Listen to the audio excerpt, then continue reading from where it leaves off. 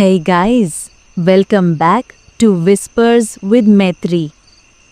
रात का ये वक्त जब आसपास की हर आवाज़ फीकी पड़ जाती है, चाहे वो शहर की गलियों की हो या गांव के पत्तों की सरसराहट। ऐसे सन्नाटे में कुछ कहानियाँ अपनी आंखें खोलकर हवा में मिल जाती हैं और सीधे तुम्हारे कान तक पहुँचती हैं। मैं हूँ तुम्हारी दोस्त मैत्री और आज की स्टोरी सच बता दूँ, दिल पर थोड़ी हैवी पड़ने वाली है। सीन इमेजिन करो, उड़ीसा का एक छोटा सा गुमनाम सा गांव जिसे मैप्स पे जूम करके भी ढूंढना मुश्किल पड़ जाएगा।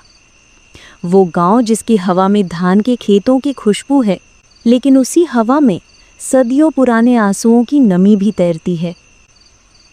ये कहानी है अधूरे प्यार की, एक गंदे धोखे की और एक ऐसे श्राप की जो दुल्हन का लाल जोड़ा पहनकर घर की दहलीज पार करता है और पीछे छोड़ जाता है खून के धब्बे और एक ऐसी चुप्पी जिसे कोई नहीं तोड़ सका।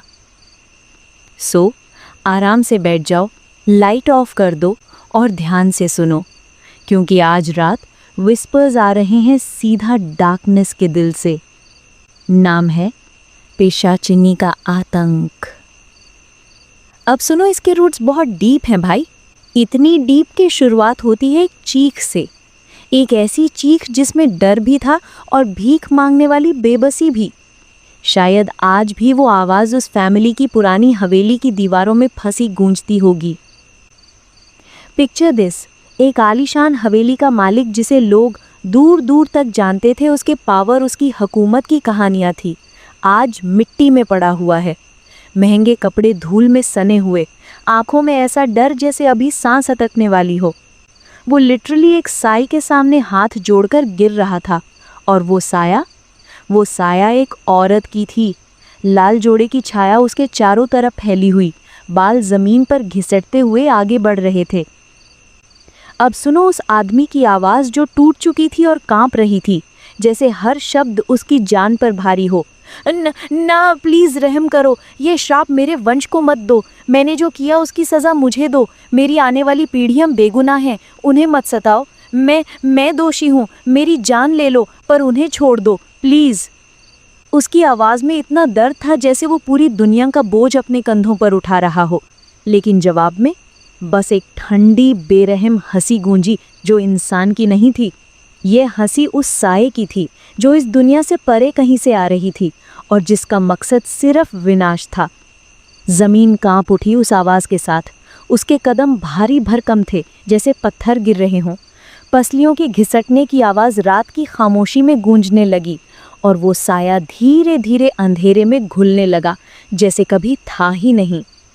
जाने से पहले उसकी आवाज़ ने हवा में ऐसे शब्द छोड़े जैसे जहर फैलाते हों। दया तो उस दिन मर गई थी जब तूने मेरा विश्वास तोड़ा था, अब मेरे अंदर सिर्फ नफ़रत है और ये नफ़रत तेरे खून से ही मिटेगी।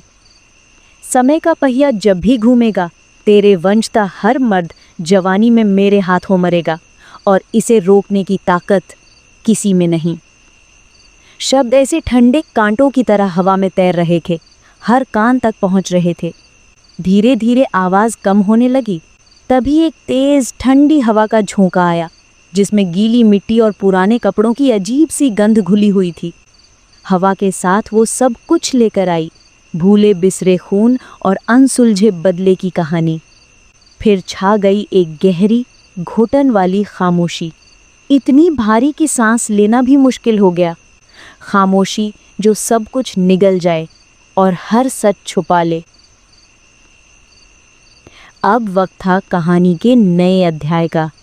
कई पीढ़ियां बीत चुकी थी, हवेली का साया अब दूर दूर तक फैल चुका था। अंधेरा बढ़ता गया और उसी अंधेरे के बीच में एक नया कैरेक्टर कदम रख रहा था, इंस्पेक्टर राकेश मोहंती। राकेश एक ऐसा हीरो जो शार्प दिमाग और सॉलिड पर्सनालिटी के साथ आता है। उसकी आंखों में ऐसा कॉन्फिडेंस होता है कि जो भी उसे देखे समझ जाए ये बंदा अपने काम का मास्टर है। विभाग में उसे सुपर कॉप कहा जाता है, क्योंकि जहां बाकी हार मान जाते हैं वहीं ये आदमी इम्पॉसिबल को पॉसिबल बना देता है। लेकिन भाई, हर चमकती चीज़ सोना नहीं होती। राकेश की इस कामयाबी ने उसके कुछ सीनियर अफसरों के गले में कंकड़ की तरह चुभन पैदा कर दी। और जैसा कि ऑफिस पॉलिटिक्स में होता है, जेलसी और बगल आजमाइश मिलकर एक पॉइजनस कॉकटेल तैयार कर देते हैं। नतीजा क्या? उसके नई पोस्टिंग चंदनपुर। नक्शे पर बस एक छोटा सा डॉट, एक ऐसा गांव जो पहली नज़र में पोस्ट कार्ड जैसा लगता है, जहां क्राइम का मतलब बस ये था कि किसी ने तुम्हारे खेत से भैंसा चुरा लिया हो। राकेश के लिए ये एक पनिशमेंट पोस्टिंग थी, मतलब साफ शब्दों में तेरे पंख थोड़े काट देते हैं चैंप। अब सोचो बाहर से चंदनपुर कितना शांत और खूबसूरत दिखता है। दोनों तरफ लहलहाते हरे भरे धान के खेत, बीच से धीरे धीरे बहती एक नदी और मिट्टी के बने पुराने घरों से उठता हुआ धीमा धीमा धुआं।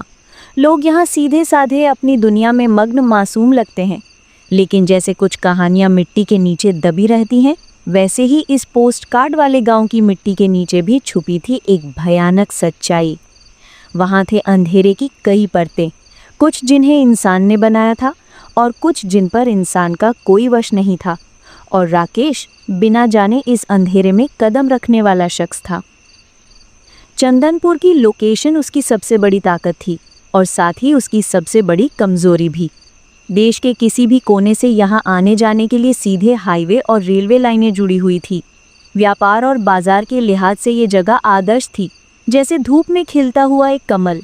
लेकिन इस चमक के पीछे छुपा था एक काला सच। यहाँ छिपे हुए थे वो अपराधी जो रात के साए की तरह गांव की भीड़ में घुल मिल जाते थे। स्मगलर, मानव तस्करी के गिरोह और ऐसे खतरनाक तत्व जिनसे कोई आम आदमी निपट नहीं पाता था। वो ऐसे पानी में दूध की तरह घुल जाते थे कि किसी को पता नहीं चलता था।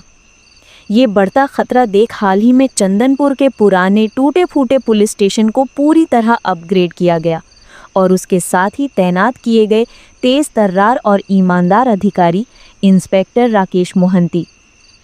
राकेश ने आते ही छोटी मोटी वारदातों को ख़त्म कर दिया। गांव में कानून और व्यवस्था की एक नई हवा बहने लगी।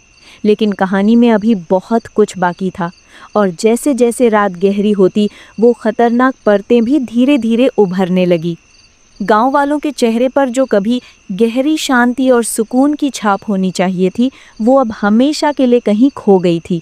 उनकी आंखों में एक अजीब सी खालीपन भरी हुई थी, ऐसा मानो वो किसी अदृश्य परंतु घातक दुश्मन से लड़ रहे हों, जिसे देख पाना नामुमकिन था, छू पाना तो और भी मुश्किल। फिर भी वो दुश्मन उनकी हर एक सांस, हर एक कदम पर नज़र रखता था, मानो दीवार के उस पार से धीरे धीरे और घुसपैठ करता हुआ उन्हें घूर रहा हो, उन्हें अपनी जकड़न में कसता जा रहा हो। अब थोड़ी बात करते हैं राकेश की पर्सनल लाइफ की। जितना उसका प्रोफेशनल लाइफ था, फुल एक्शन, बड़ा धमाल, उससे बिल्कुल उल्टा था उसका पर्सनल फ्रंट। यार यहाँ सब कुछ खाली और ऑकवर्ड था। शादी तो अभी अभी हुई थी उसकी। वो चंदनपुर के पुराने लेकिन खाली खाली दिखने वाले सरकारी पुलिस क्वार्टर्स में अपनी वाइफ सुभाश्री के साथ शिफ्ट हुआ था। लेकिन भाई, उनके बीच ना कोई स्पार्क था, ना वो कंफर्ट जो किसी मैरिड कपल में होना चाहिए। उनका रिश्ता ऐसे था जैसे दोनों एक ही टेबल पर बैठे हों पर बीच में मोटा कांच का पार्टीशन हो। सेम बेड पर सो रहे हों लेकिन वाइब में मीलों की दूरी। असल में उनकी शादी टिपिकल बॉलीवुड वाली लव स्टोरी नहीं थी, ना ही कोई अरेंज शादी। इट वॉज कॉम्प्लिकेटेड, एक मजबूरी का डील, एक अनवांटेड समझौता जो घर वालों की इज्जत और सर्कमस्टांसेस के प्रेशर में किया गया था। शायद इसीलिए सुभाश्री हमेशा एक बंद किताब की तरह रहती थी और राकेश कई बार कोशिश करता था उस किताब के पन्ने खोलने की, जानने की कि अंदर क्या छुपा है, पर हर बार फेल। चलो टेप को रिवाइंड करते हैं, 2 साल पहले की बात करते हैं। तब राकेश की पोस्टिंग थी ओडिशा के कोरापुट जिले में, जहां घने जंगल हैं और आदिवासी इलाका। सीन इमेजिन करो, जगह जितनी खूबसूरत उतनी ही रहस्यमयी और बदनाम अपनी कहानियों के लिए। और वहीं उसे मिला एक केस, बहुत क्रूर और अजीब तरह का मर्डर। गांव में बिना वजह, बिना दुश्मनी के लोग एक एक करके गायब होने लगे। जो भी मर्द शाम को खेत से या जंगल से लकड़ी लेकर घर लौटता, रास्ते से ही डिसअपीयर। कुछ दिन बाद उनकी लाशें मिलती गांव के बाहर सुनसान जगहों पर, और हालत क्या, सबकी एक जैसी। कोई जोर की चोट नहीं, बस गर्दन पर 2 छोटे छोटे छेद। स्किन पीली पीली सूखी, जैसे आखिरी कतरा खून भी निकाल लिया गया हो। पहले तो गांव वालों ने सोचा ये तो किसी जंगली जानवर का काम होगा, शायद तेंदुआ या कोई और वाइल्ड बीस्ट। लेकिन भाई ट्विस्ट ये था कि बॉडीज के आसपास जानवरों के पंजों के भी कोई निशान नहीं मिले थे। जैसे ही मामला पुलिस तक पहुंचा, केस की जिम्मेदारी दी गई राकेश को। और यार, पहले ही दिन क्राइम सीन देखकर उसे समझ आ गया था कि ये किसी जानवर का काम नहीं है, ये या तो किसी शातिर इंसान का काम है या फिर इंसान से भी ज्यादा डरावनी कोई चीज है। अब राकेश वैसे तो अंधविश्वासी नहीं था, लेकिन वो सबूत लिटरली चीख रहे थे कि यहाँ कुछ सुपरनैचुरल घट रहा है। उसकी जांच का फोकस अटक गया एक नए शादीशुदा कपल पर, ऋषिकेश और उसकी पत्नी सुलोचना। ऋषिकेश गांव का था, पर सुलोचना बाहर से आई थी। और भाई, वो औरत बला की खूबसूरत थी, लेकिन उसकी आंखों में एक अजीब सी गहराई थी जो किसी को भी अनकंफर्टेबल कर दे। ये दोनों भी अजीब थे। दिन भर घर का दरवाज़ा बंद और रात होते ही कहीं गायब। फिर एक रात सच सामने आ ही गया। गांव के 2 लोग जंगल से लौट रहे थे। थोड़ी दूरी पर देखा, सुलोचना जमीन पर बैठी है, हाथ में एक जिंदा जंगली मुर्गा। उसने मुर्गे की गर्दन तोड़ी और कच्चा मांस ऐसे चबा रही थी जैसे भूख से बेहोश हो। उसके हाथ में था ऋषिकेश का सिर, और वो उसके गले से बहते गर्म खून को ऐसे पी रही थी जैसे कई जन्मों की प्यास बुझा रही हो। उसके होठ फ्रेश खून से सने हुए थे और चांदनी में उसकी आंखों में भाई एक जानलेवा चमक थी। दोनों मर्द कांपते हुए भागे, सीधे थाने पहुंचे। जो उन्होंने बताया सुनकर किसी के भी रोंगटे खड़े हो जाए। अगले दिन पुलिस पहुंची ऋषिकेश के घर। दरवाज़ा अंदर से बंद था, तोड़ा गया, और अंदर का सीन था दिल दहला देने वाला। ऋषिकेश का शरीर टुकड़ों में बिखरा पड़ा था और सुलोचना गायब। राकेश ने गांव के सबसे पुराने तांत्रिक से संपर्क किया, वो जो जड़ी बूटी और तंत्र मंत्र का असली उस्ताद था। तांत्रिक कांपते हुए बोला, बाबू, वो औरत नहीं, पिशाचिनी है, रक्त पिपासु, जो रूप बदलकर इंसानों के बीच रहती है। काम, किसी भोले भाले लड़के को अपने हुस्न के जाल में फंसाना, शादी करना और फिर पूरे इलाके को शमशान बना देना। तो तांत्रिक ने बताया कि ऋषिकेश उसके पास मदद मांगने आया था। वो डरा हुआ था, कह रहा था, मैंने अपनी पत्नी को रात में किसी इंसान का कच्चा सिर चबाते देखा है, उसकी आंखों में सिर्फ खून की प्यास थी। तांत्रिक ने कहा, मैंने उसे बचाने का वादा किया था, पर मैं देर कर चुका था। जब मैं पहुंचा तो उस दैतान को देखा। ऋषिकेश का कटा हुआ सिर उसके हाथ में था और वो उसे कटोरे की तरह खून पी रही थी। बाबू, ये कोई मामूली पिशाचिनी नहीं है, इसके पीछे सदियों पुरानी कोई कहानी है, कोई गहरा दर्द है। इसे पकड़ना तुम्हारी ताकत से बाहर है। लेकिन राकेश जिद्दी अफसर था भाई। उसने ये चेतावनी इग्नोर कर दी और कुछ ही दिनों में पास के एक गांव से सुलोचना को पकड़ लिया। पुलिस वैन में हथकड़ियों में जकड़ी हुई वो बस हंस रही थी, एक पैशाचिक हंसी, जैसे कह रही हो, ये लोहे की जंजीरें मेरा क्या बिगाड़ेंगी, इंसान मुझे कैद नहीं कर सकते। और यार, वो सच थी। उसी रात जेल के हाई सिक्योरिटी सेल से वो ऐसे गायब हो गई जैसे कभी थी ही नहीं। ताले सलामत थे, पहरेदार कसम खाते रहे कि पलक तक नहीं झपकी। लेकिन कहते हैं कि एक पल के लिए जेल का हर लैंप बुझ गया था। अंधेरे में लोहे की सलाखों के बीच से जैसे धुआं निकलता है, वैसी एक परछाई फिसल गई। बस दीवार पर हाथ के आकार का ताज़ा खून का निशान रह गया था। उस दिन के बाद उसे ढूंढना राकेश का जुनून बन गया। वो उसकी तस्वीर लेकर गांव-गांव घूमता रहा, लेकिन कोई सुराग नहीं मिला। और फिर उसी तलाश के चक्कर में एक शाम राकेश चंदनपुर गांव से होकर गुजर रहा था। सड़क सुनसान थी और सूरज ढलते ढलते पूरा आसमान एक जबरदस्त सिंदूरी रंग में रंग गया था। तभी उसकी नज़र पड़ी एक पुराने विशाल बरगद के पेड़ के नीचे एक लड़की अकेले बैठी थी। बाल बिखरे हुए और फूट फूट कर रो रही थी। पास में सिर्फ एक छोटी सी कपड़े की पोटली, यही उसका सारा सामान था। वो इतनी बेसुध होकर रो रही थी जैसे उसे इस दुनिया की कोई खबर ही नहीं हो। राकेश ने बिना देर की अपनी जीप रोकी। हे, सुनो, तुम ठीक तो हो ना? इतनी रात को यहाँ अकेले क्यों रो रही हो? तुम्हारा घर कहाँ है? लॉस्ट हो गई हो क्या? लेकिन लड़की ने कोई जवाब नहीं दिया। सिर्फ उसकी सिसकियां और तेज हो गई, जैसे रोते रोते उसकी सांस तक टूटने लगे। राकेश ने पास पड़ोस के गांव वालों को बुलाया, लेकिन बड़ी अजीब बात यह थी कि कोई भी उसे जानता तक नहीं था। गांव वाले धीरे धीरे फुसफुसा रहे थे, पता नहीं कौन है, कहीं वही तो नहीं। उनकी आवाज में हमदर्दी से ज्यादा छुपा हुआ डर था। गांव के सरपंच बिराज प्रसाद दास बोले, इंस्पेक्टर साहब, ये तो पूरी तरह पागल लगती है।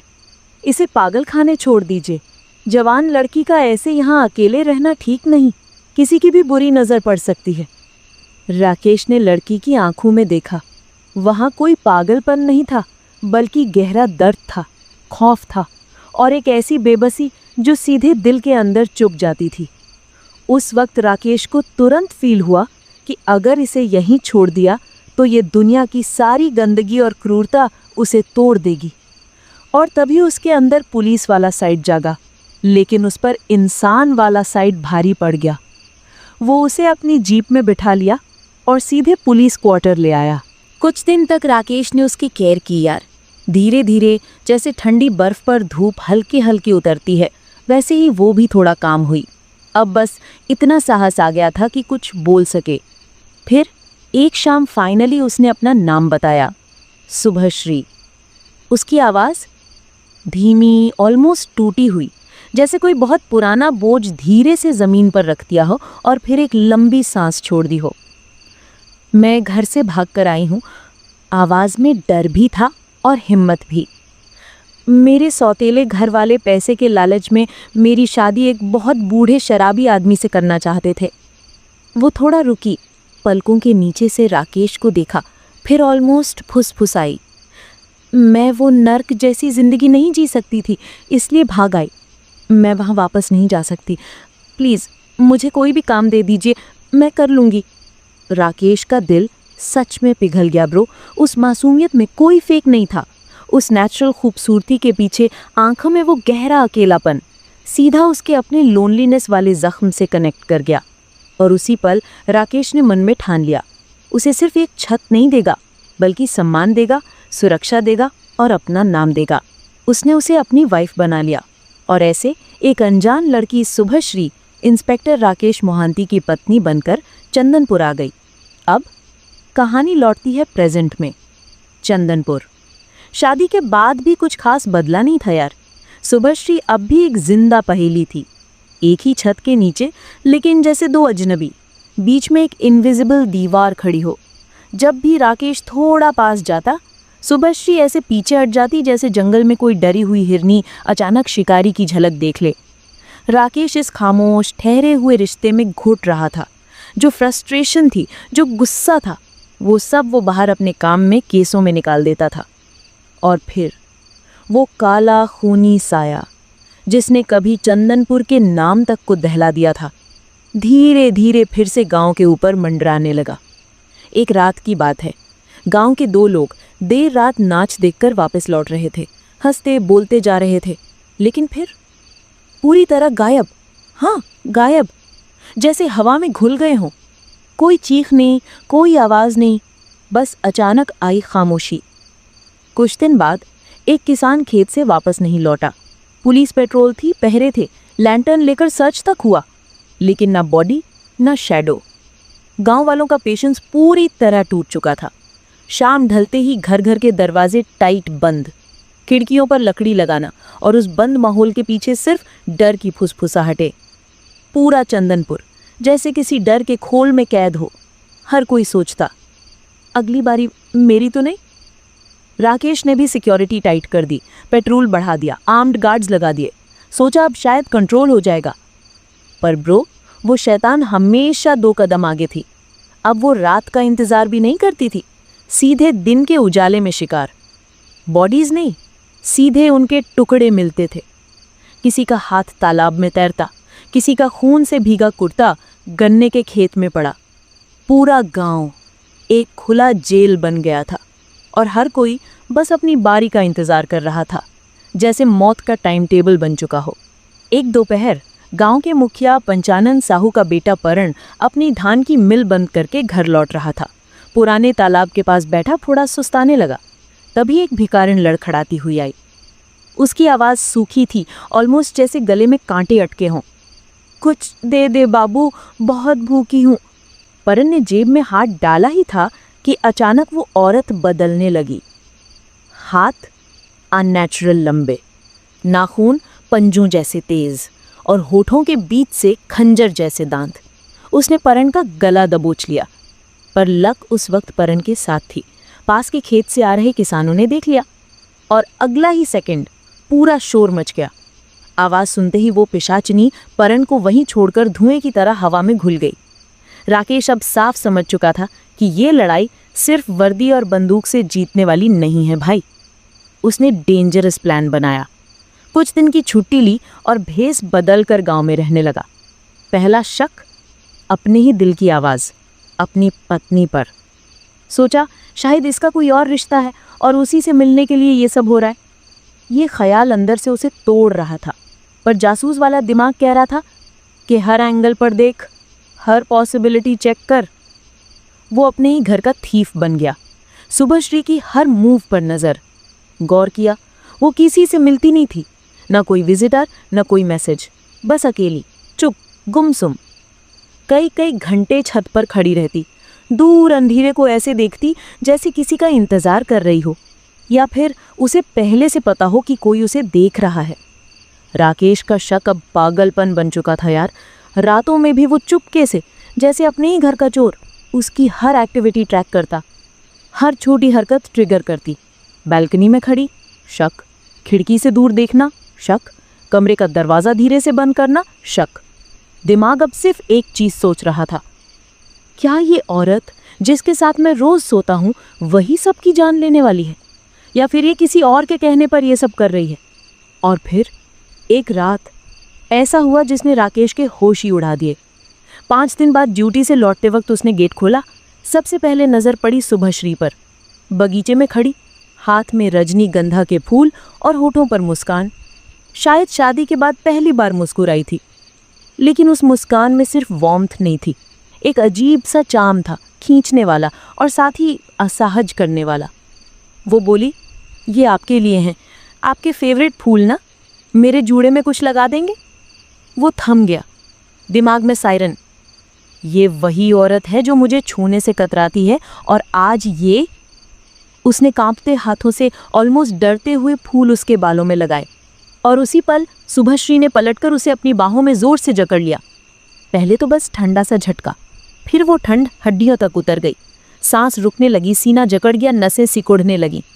राकेश के दिमाग में सिर्फ एक थॉट था, ये नॉर्मल इंसानी टच नहीं है, ये कुछ और है, बहुत डरावना। उसने खुद को पीछे खींचा। आंखों में न प्यार, न सॉफ्टनेस, बस डर और नफरत। सुभश्री ने वो नज़र पकड़ी और उसका चेहरा जैसे जम गया। राकेश बिना कुछ कहे गली में निकल गया। हवा ठंडी थी, बिल्कुल ठंडी, हड्डियों तक सीने में जाकर बैठने वाली। दिल की धड़कन तेज, सांस भारी, और उस स्पर्श का एहसास त्वचा से चिपका हुआ। थाना बस 2 मोड़ दूर था। तभी सामने से भारी कदमों की आहट। गांव के मुखिया पंचानन साहू हांफते हुए दौड़ते हुए आए। इंस्पेक्टर बाबू, मैंने उसे देखा, उसी काली छाया को। आपके क्वार्टर के सामने थी वही पिशाचिनी। उसकी आंखें जल रही थीं जैसे आग के गोले। रोकिए उसे, नहीं तो सब खत्म हो जाएगा। राकेश ने गहरी सांस ली, आवाज़ स्टेडी लेकिन ठंडी। आप घर जाइए पंचानन बाबू, अब डरने की ज़रूरत नहीं है। मुझे सब पता चल गया है। कल सुबह तक चंदनपुर से ये साया मिट जाएगा हमेशा के लिए। चलो आपको छोड़ देता हूँ, अब इसका अंत करने का वक्त आ गया है। पंचानन बाबू वहीं जम गए, क्योंकि राकेश की टोन में वो ठंडक थी जो सिर्फ तभी आती है जब कोई मरने मारने का फैसला कर चुका हो। राकेश ने पंचानन बाबू को उनके घर छोड़ने के बाद सीधा रुख किया गांव के बाहर शमशान घाट के पास बने जागृत काली मंदिर की तरफ।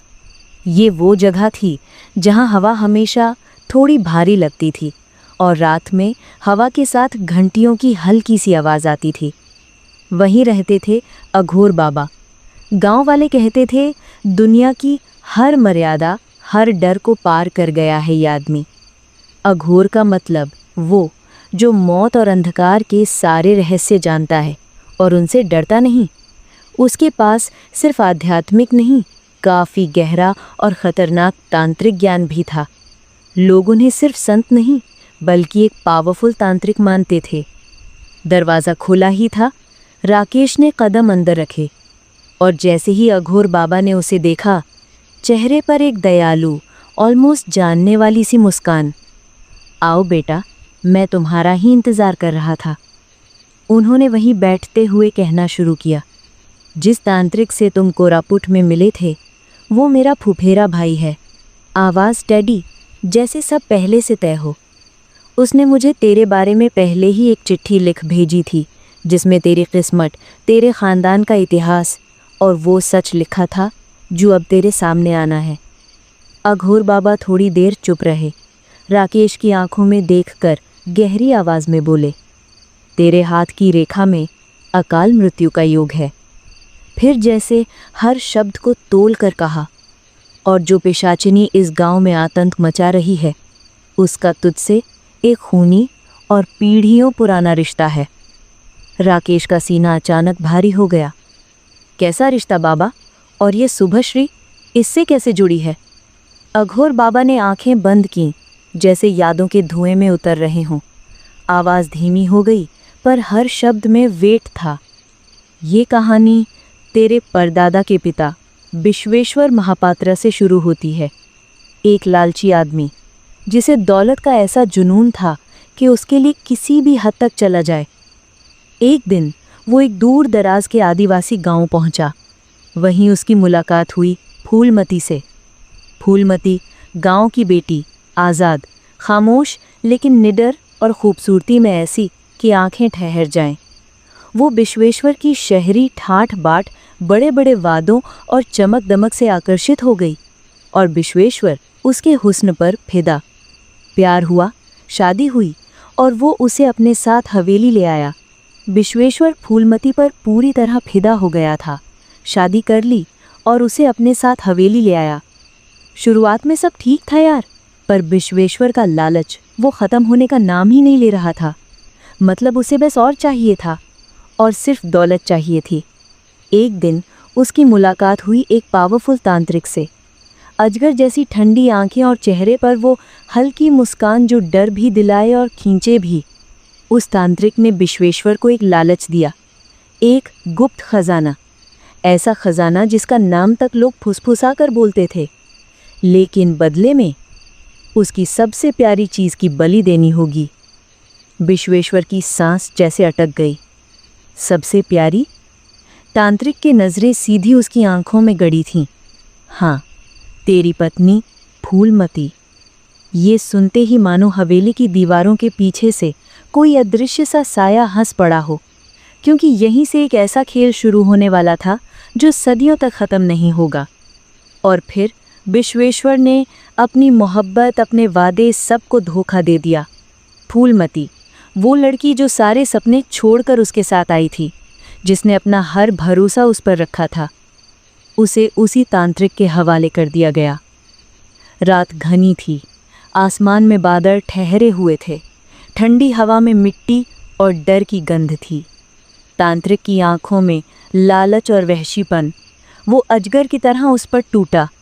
फूलमती की चीखें जंगल के सन्नाटे को चीर रही थीं, लेकिन कोई सुनने वाला नहीं था। उसकी इज्जत लूटी गई, उसका विश्वास तोड़ा गया, और फिर उस वन देवी के सामने उसकी बलि चढ़ा दी गई। खून की बूंदें ज़मीन पर गिरते ही मिट्टी ने पी ली, लेकिन उस खून के साथ एक और चीज़ ज़मीन में समा गई थी। उसकी आखिरी चीख, उसकी आखिरी कसम और एक ऐसा श्राप जो पीढ़ियों को निगलने वाला था। मरते हुए फूलमती ने अपनी आखिरी सांस में एक ऐसा श्राप दिया जो सदियों तक किसी के गले से ना उतर पाए। उसकी आवाज़ टूटी हुई थी, मगर हर लफ्ज़ में जहर टपक रहा था। जैसे मेरा सुहाग, मेरे अपने पति के हाथों उजड़ गया, वैसे ही तुम्हारे खानदान का हर मर्द अपनी जवानी मौत के हाथों खो देगा। उसकी आंखों में आंसू नहीं थे अब, बस जलता हुआ बदला। और सुन विश्वेश्वर, तेरी आखिरी नस्ल इंसान नहीं रहेगी, वो जीवित पिशाच बनेगी और मेरा बदला मेरे अपने हाथों से पूरा करेगी। जंगल में हल्की हवा चली।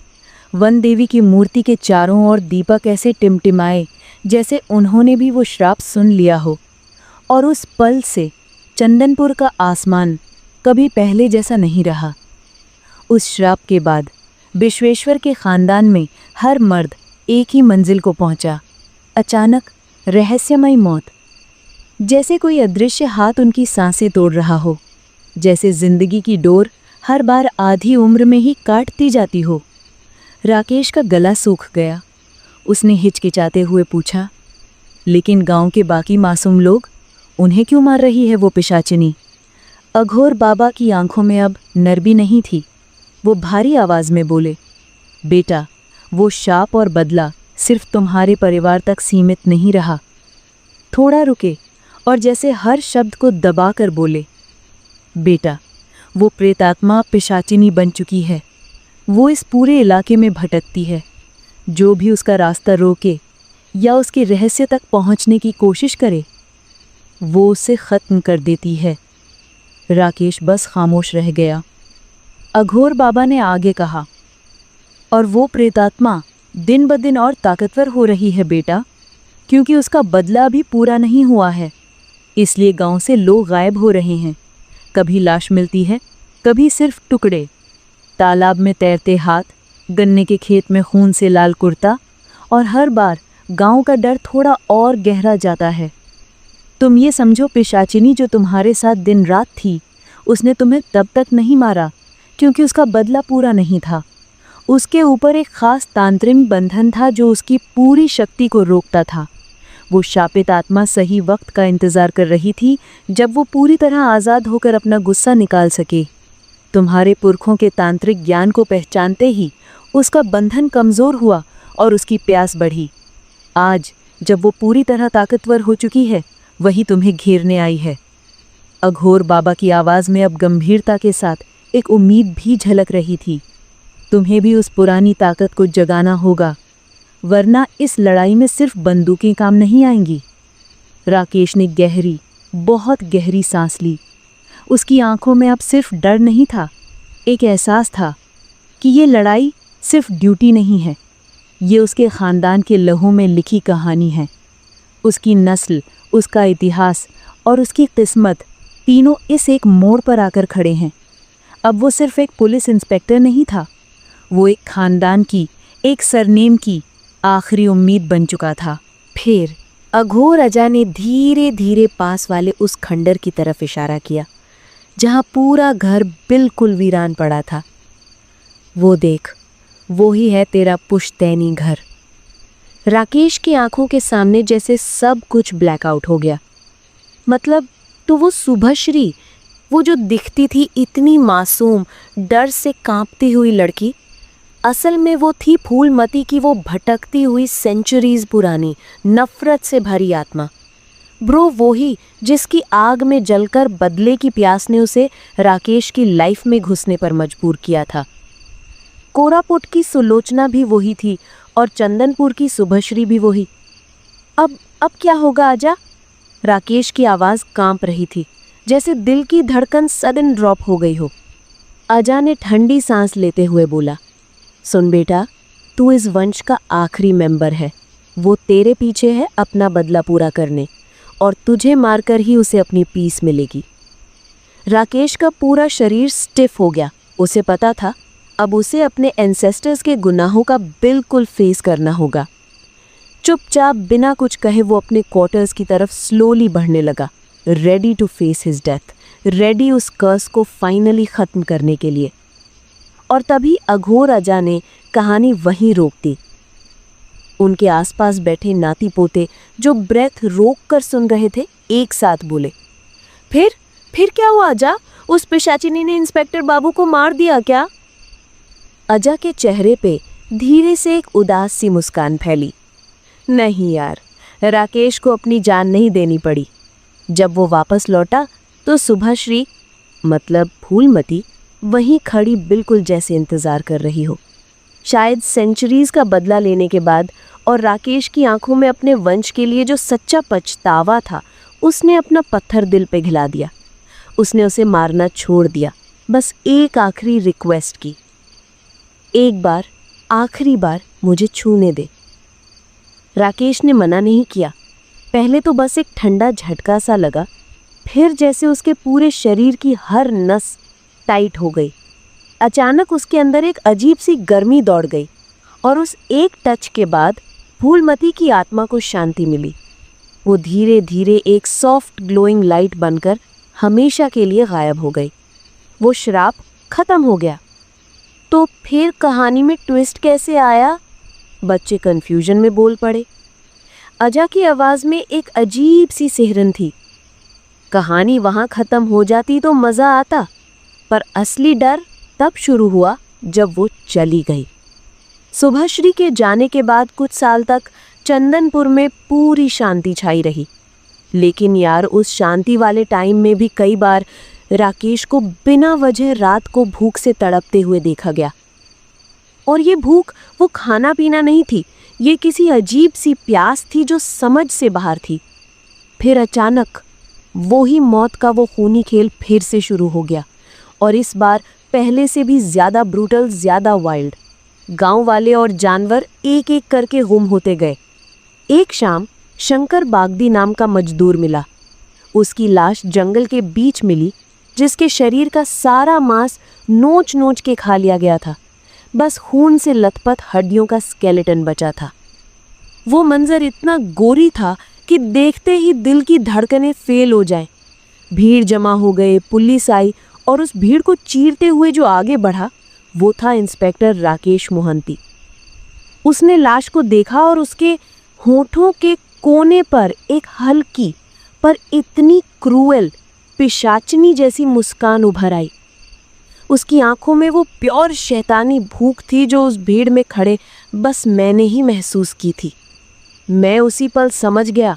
अजा की आवाज़ धीमी, ऑलमोस्ट सीटी जैसी बनी। फूलमती का श्राप अधूरा नहीं था, वो पूरा हो चुका था। थोड़ा पॉज, फिर बोला जोर से, गंभीरता से, उसका आखिरी और सबसे खतरनाक हिस्सा, वंश का आखिरी वारिस मरेगा नहीं, वो खुद एक पिशाच बन जाएगा। राकेश की सांसें जैसे रुक सी गईं।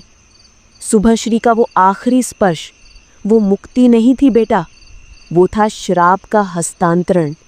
उसने राकेश को मारा नहीं, उसने उस श्राप को राकेश के अंदर जिंदा छोड़ दिया।